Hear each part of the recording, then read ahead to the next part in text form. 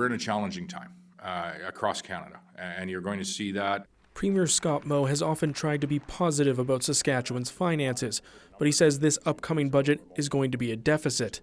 The only question now is how big it'll be. He's also promised a budget with no tax hikes and no cuts to services, which leaves one way to pay for things. Well, they're going to have to borrow. One political expert says taking on debt leaves the government open to attacks from all sides of the political spectrum.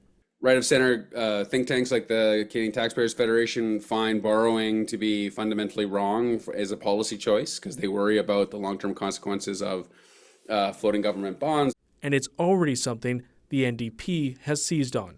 And he certainly did not mention, let alone take responsibility for, the fact that we're paying $1 billion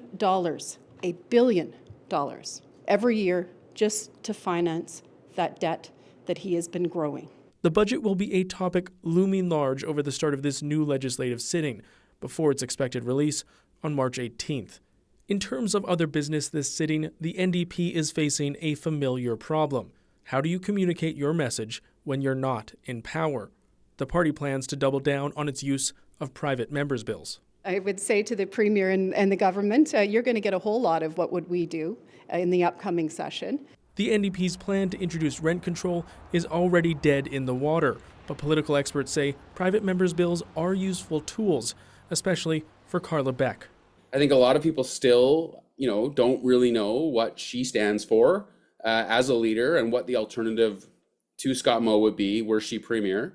So maybe this is their opportunity to really put, some boots on the ground and say this is how we would govern differently. The government has its own legislative agenda, including a still-to-be-passed act on involuntary treatment for people struggling with drug addiction.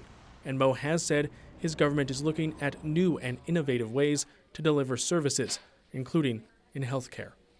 Alexander Quon, CBC News, Regina.